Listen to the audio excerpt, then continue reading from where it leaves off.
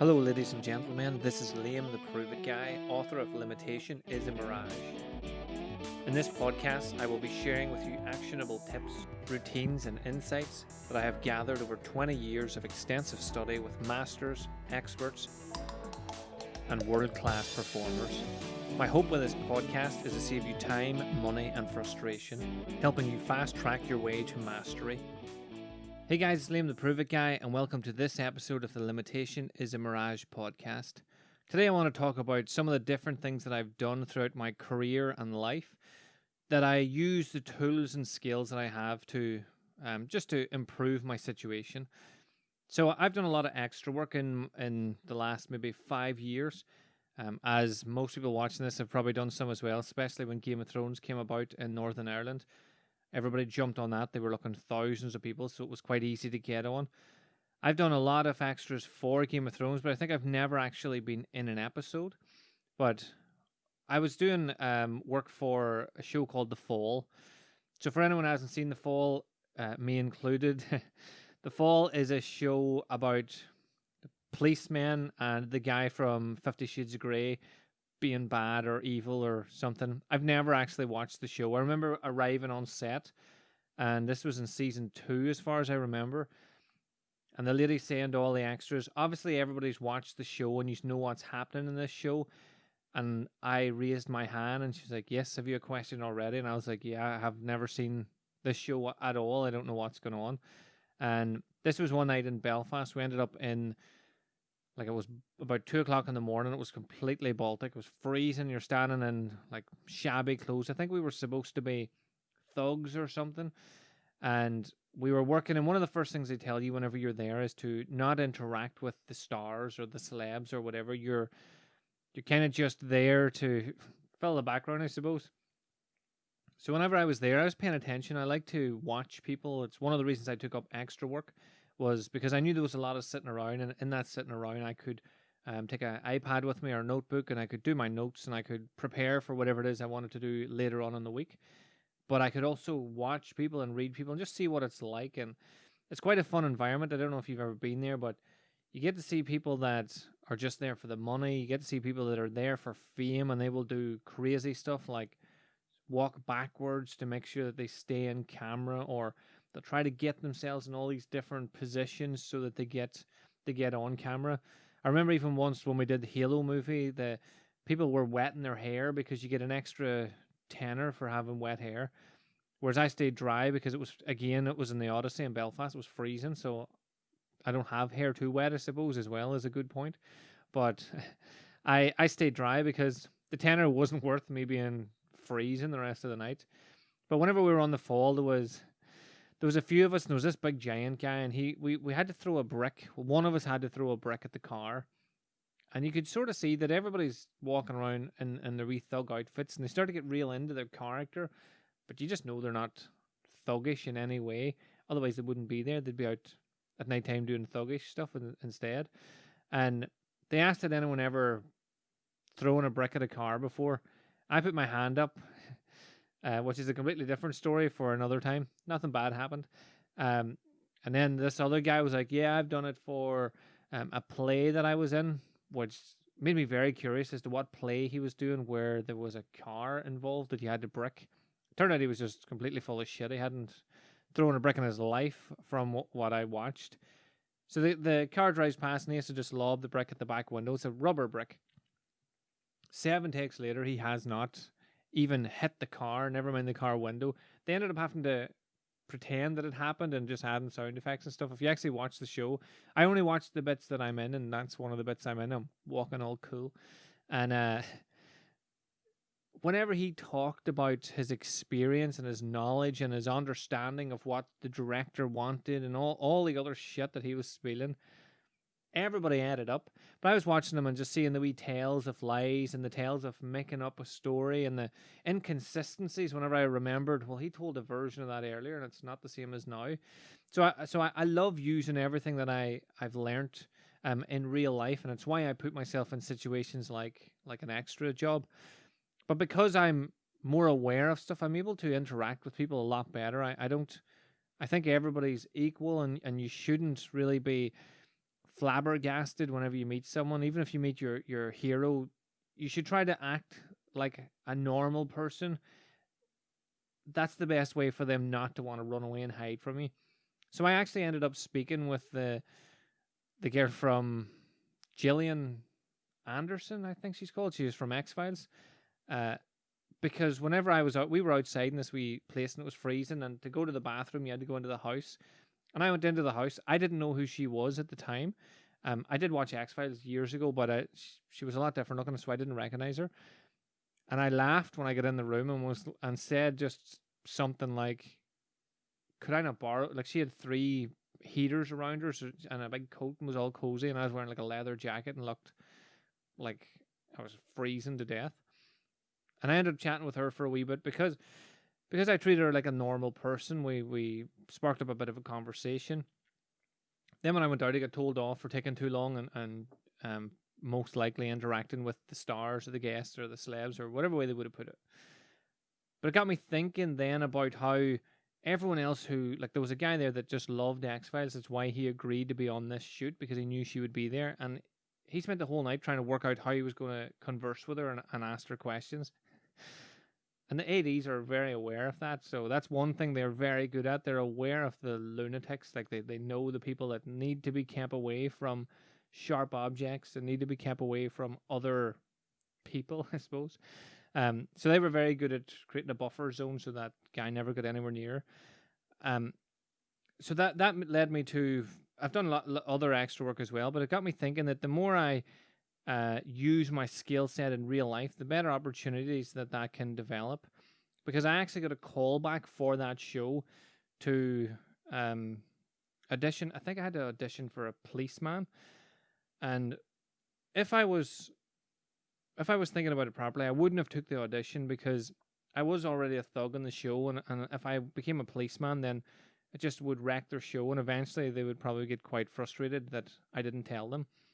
But I thought it was a good opportunity for me to go and test a screen conversation, like test a dialogue or whatever, so that they would see how good or bad I was. So I went up to Belfast that evening.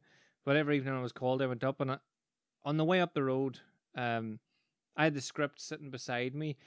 So whenever I got up the road, I was able to sit and read through the script whilst we were there, whereas I noticed everybody else was just sort of sitting, waiting to be called. So when I got called into the room and they asked me, did I have my script with me? I said, yeah, it's out in the step. I can get it if you need it. And they said, do you not need it for what we're about to do? Like, how are you going to remember any of this? And it was only maybe about 15 lines. So I told them, it's fine. I memorized it. I can do it. I ended up doing the 15 lines. It was over 3 scenes. So you're listening to people talk, and then you have to add in your little bit. And they actually offered me the part there and then. They were like, that was brilliant. And you actually went to the effort of learning the script. You're the first person here who has learnt the script and isn't just reading it off. So I could act as well as, instead of staring at a screen or a script, I was able to act and move and interact with the lady doing the dialogue with me. Whereas everybody else was standing just reading from a page. You're not really getting the same interaction. And for me, if you want to do anything or achieve anything, you want to come across your best from the start. So whenever I landed and I come across it, I've read the script, I'm really intrigued, I'm interested. And again, I've never watched the show at this point. Everybody else has watched the show. But I know enough about it now that I can talk the way they were speaking. I can stall the way they were stalling. I can interact the way that they would want the characters to interact. But then again, at the end of that, after they offered me it, I had to say to them, look, I hope I didn't waste your time, but I'm actually a thug in a different scene for this, so I can't be a cop, which they were happy enough with. They thanked me for coming forward and taking part in it, but obviously I couldn't be used because of what I just told them. But they still showed it to the casting director or whoever it was, and he gave me a part in the scene, or in the one of the next scenes, as another thug, where I find the main character's wife or something. I'm not 100% sure what I was doing. But on that day, we went up, and we were there for about 13 and a half hours. It was just me and then a guy this was great. I was the like bit part guy, and then I had my own extra, which I loved, even though he never got used. So he sat for 13 and a half hours, never got used. But we were in a house, it was owned by Americans. They just rented out their house to the film crew. So they went off to work and went about their day, and then later on they'd come back. And we were still there when they came back. I think we were supposed to only be there for like 9 hours, but everything ran over. And during that, again, you're told not to interact with the stars during the whole thing. And there was a guy, I enjoyed having, there's a guy called Emmett there, Emmett Scanlon, I think his name is. He was the officer in Guardians of the Galaxy that told him to shoot the windows one at a time instead of aiming all the bullets at the one window at the one time when they were trying to escape jail. Because if he shot the one window with all the bullets, then it would have smashed the window, but he chose individually. So I was loving life because he was there, but we weren't allowed to talk to him. And we're sitting in this room, and this is one time I got caught out. I always brought work with me. But sometimes they'll catch you out by saying something like, can you just come and fill this form in and then we'll come back, leave all your stuff. And then you leave all your stuff. You go to fill a form, they stick you on a bus and they take you away and all your stuff's gone. So I didn't have anything with me for ages, but I noticed a deck of cards on the mantelpiece, the fireplace. So I started to play with them myself. And whenever the Emmett came in and the lady who was with them, they came in and then they noticed I was playing with the cards and asked me, do I play cards or what do I do? And I started talking about hypnosis and magic and skills of the vagabond, which led to a few different conversations. But we ended up, I had spoken about the skills of the vagabond, about how I will arm wrestle anyone, and I've never lost an arm wrestle. And he, I don't know why, but Emmett decided that he just did not believe that. I guess it was my size or whatever. And he challenged me to an arm wrestling match. And usually when I do the routine, I arm wrestle people and then they try really hard and then they don't win. And then I'll say something smart or I'll take a drink of water or I just give them the option to quit without me beating them. And then we just go about our business. I do it in my performances. I've done it on stage and just in pubs and places like that. I remember actually being at a wedding where I ended up having to stay after my slot was over because there was a line of guys, like a group of guys who were painting at the wedding and they wanted all to arm wrestle me individually. So I ended up spending about half an hour arm wrestling a load of guys at a wedding after I had performed. So I'm in a 3-piece suit, arm wrestling all these like real football heads. So I end up arm wrestling this guy Emmett, and you can see the lines of sweat like running down his forehead. The room was roasting, but he was in his full gear and he's covered in makeup as well, so it makes it easier to see the sweat because he's just making makeup lines, and he just won't give up. Like I look at my watch, I take a drink of my water, and I still like full bore trying to beat me. The only reason he stopped was because the lady, the makeup lady, appeared and ended up telling all of us off, me for interacting with him and him for wrecking his makeup again. So once he got re-makeup, we sat and chatted for, it was maybe about 15 minutes before he got called for his next slot. But the whole time that was going on and I was interacting with these two people and positioning myself as an authority in what I do, the guy who was my extra he must have just been in I'm extra mode. So he just sat completely, I think at the end it turned out he didn't know I was just like an extra with a wee bit part. So he just sat out of the road and just stayed in his own wee bubble, in his own wee box. And I was explaining to him whenever we were driving back to get our stuff before we could go home. We ended up 13 and a half hours. I did the scene twice, and that was it. He never got used at all, which he was not impressed by. But we ended up, when we were driving back, he was saying to me about like the way I just interact with everyone, and because of that got the wee bit part and got a bit more... just people notice me a lot more when I'm doing that, but I don't come across, as best I can, I don't come across as an asshole. I come across someone that's quite dead on and got something, because of my different skill sets, I've got something, I think I've something interesting to engage with people about. Like, it's probably the one and only time he's ever arm wrestled someone that has claimed that no one has ever beat them and was willing to arm wrestle there and then for as long as he wanted to arm wrestle for. So it's something interacting that he can chat about that breaks up his day as well. But I was trying to say to the guy who was with me that I as a stage performer want to be memorable, and in my head everywhere I go is an opportunity. So if I go to the shops. It's an opportunity to come across, if I interact with people, to come across as an authority in what I do, to be entertaining, not like ridiculously, like I don't just tell people to pick a card immediately as soon as I meet them, but just being entertaining, being engaging, and being someone that's actually interested in the people I'm talking to. A lot of the times whenever you meet, like because we're on the extra talk, anytime I meet people that are celebrities and other people chat to them, they chat to them like they are like some sort of magical being, but they're always asking them the same questions they're asked over and over again. What was it like when you were in that movie?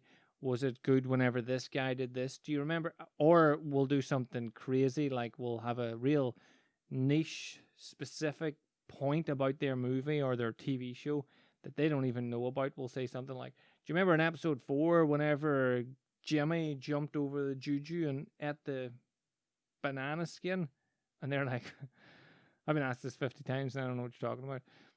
So because my awareness is higher than most people, I'm able to interact with people and know, like, I'm just going to name drop another one, which was Liam Neeson. Whenever I met Liam Neeson, we talked about boxing because I knew he was into boxing and he had to learn some fight skills for taking. So that's what we talked about. We talked about the skill, not about in the movie when you did the quarter flip. That was amazing. We talked about the actual skill and interaction. And because of this awareness, like, again, I'm trying to drive the point home of one of the skills that I develop and actually teach is awareness. When I did Love Hate as well, which is one of the most popular Irish TV shows, apart from Father Ted, obviously. Father Ted would have been awesome to be on. But I'm in one of the most infamous episodes of Love Hate. It's when a guy plays pool, but not with a pool table. Look it up.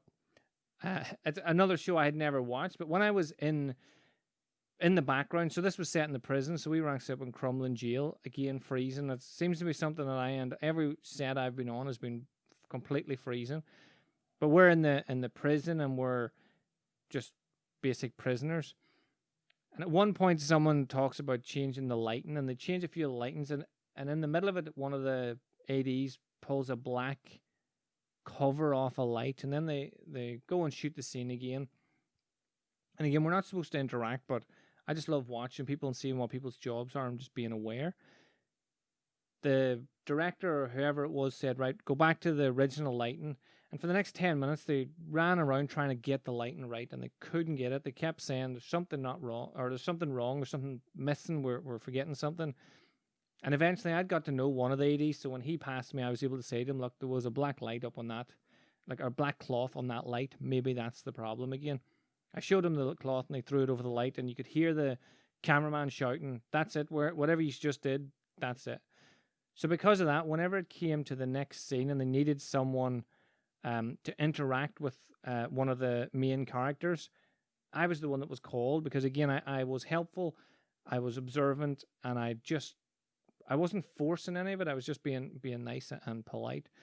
So I ended up interacting with them. They originally asked me, could I do a Derry accent, and then a Dublin accent, and then it just became my normal accent. I shot myself in the foot with this because they asked me had I any questions. And my question was, I had to say just, yes, Franco, which that's what I would call my brother. For some reason, I call Sean Franco. So I was loving life. I was like, oh, yes, I'm going to get to say this on a TV show. But I asked then, it doesn't make any sense that I would say, yes, Franco. And then he responds to the guy behind me, which then they agreed with and took away my line. I just ended up like nodding at him or something. But later on, I got to play pool with him. So every time they needed an extra to interact with him, I was that extra called because, again, I didn't force anything. I didn't do anything mental. But again, it's back to my observation skills. The fact that I'm more alert, more aware, and observing at all times, not in a Jason Bourne, like psyched out way, just elevated more than the average person. Because of that, I ended up in a much better position than I was originally.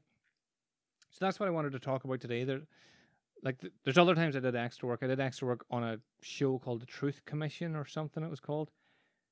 I ended up going home like about 13 hours in. I was like, I'm going home. I was booked for 3 days. And I'm going home. I'm not coming back. This was It was so boring. It was in the Guildhall in Derry, and you're just watching the same thing over and over again, which is usually fine. You watch a scene over and over again, and then they change the scene, so then you get to move around or something. But this was a scene played over and over again that each character had to relive. So it was like a courtroom scene. I just got monotonous and boring, and I'd run out of work to do, so I just decided to go home and never come back. So it's not all glamorously fun, but a few times you get to do stick fighting and stuff, so that's always good. But my point is that when you develop the skills that you develop, so whatever it is, so I'm good at reading people, and I should use that everywhere. If I'm observant, I should use that everywhere. If I have a good memory, I should use that everywhere. So there are a couple different examples that are pretty random, but they've got me to where I got. Like when I went to do Ninja Warrior, my first audition, the first thing I did, the woman said, what's your name, address, and tell us something about yourself. And I said, my name's Liam Neill. I'm from Northern Ireland. I'm a magician. At that point, I was mostly focusing on magician work. I was like, I'm a magician. I could explain what I do, but it's easier if I show you. And I took a chopstick out from my back pocket and I broke it off my neck. And the girl holding the camera just dropped the camera. Didn't drop, like lowered the camera. And just said, could you do that live in front of an audience? And I said, yes, I can do it anywhere. And that was the end of my interview. She just said, perfect, move on. We did the test, which was quite difficult to do. But from that moment, I knew I was definitely getting through because like she saw something she never seen before. So I could have just did what everyone else did and just did a spiel about who I am, where I'm from, and what's cool about me. But the fact that I knew that this was a TV show that has to be entertaining, I did something entertaining. So I made it onto the TV show. They actually sent a crew over to Belfast to film me do magic in Belfast.